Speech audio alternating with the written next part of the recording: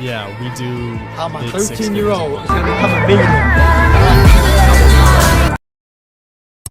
Сегодня красивая жизнь в социальных сетях и агрессивная реклама так называемого успешного успеха создают у людей иллюзию, что добиться всего легко и просто. Какая-то часть молодежи в это верит и тратит свое драгоценное время впустую. Правда в том, что за любым достижением стоит кропотливая работа. Today, we live in an era where our self-worth is defined by the number of likes, comments, and followers we get on social media. Have you noticed the perfect image that we see on social media? Our topic is how does social media affect on the self-esteem of students in Kazakhstan aged 18 to 21. So we chose this topic just because it is relevant to us, to young students, and we use social media daily. It is like part of our life. Social comparison significantly lowers self-esteem. When people compare themselves to others, they often feel worse about themselves. This happens because they focus on what they lack or what others seems to have more of, like success, beauty, or skills. These negative thoughts can make them feel less confident and happy with who they are, which lowers their self-esteem. Second one is about anxiety and fear of missing out, or so-called FOMO phenomena. Seeing others rich and successful lives on social media can make students feel like failures and that they are falling behind. As they scroll through the curated images of luxury vacations, achievements, and seemingly perfect relationships, they may start to believe that their own lives are miserable in comparison. And the last but not least, excessive consumption of negative content, such as bullying/trolling, shocking or sad news, can cause strong anxiety, stress, and feelings of hopelessness. This constant exposure to negative information leads to emotional burnout and worsens mental health. As a result, young people may struggle with the concentration, lose interest in activities they used to enjoy, and even experience physical symptoms like headaches or insomnia. Let's talk about the statistical part of our research. We conducted a survey among 60 people, the majority of which were KIMEP students. The survey consisted of 10 questions. First argument: frequency and intensity of social media use has a correlation with lower self-esteem.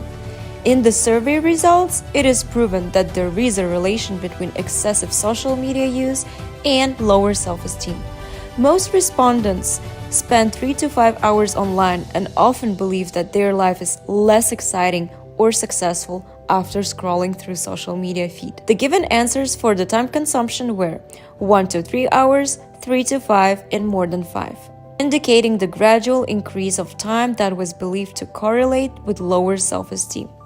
These numbers were taken from Scholar research investigating time spent on Facebook and changes in self-esteem level. Second argument: the impact of types of consumed social media content. The results of our survey outline that the most common type of content people consume is influencers presenting their perfect life image, and some people recording the following types of content: entertainment, education, friends updates, and news. While some people believe the lifestyles portrayed by influencers are not always accurate, the majority still somewhat trust what is depicted in social media. The survey allowed us to determine the type of content people mostly consume and how a specific content type contributes to building their self-worth. Constant exposure to these perfect images can create unrealistic expectations for followers, especially young and impressionable audiences. Third argument: success comparison with other students.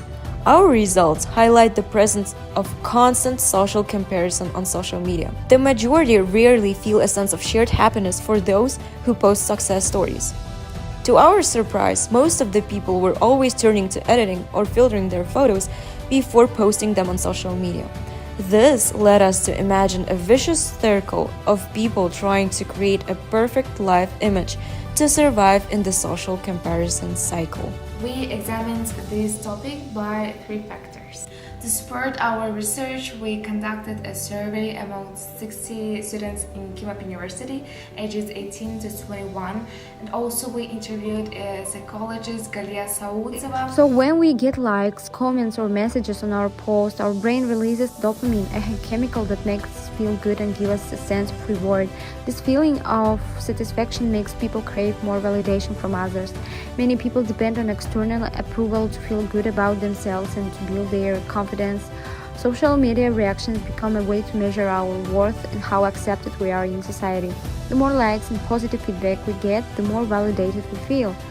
So why do people continue to compare themselves to others on social media even though they know it's often not real? Even though most of us know that social media is edited and people only share the best parts of their lives, we still can't help but compare ourselves to others.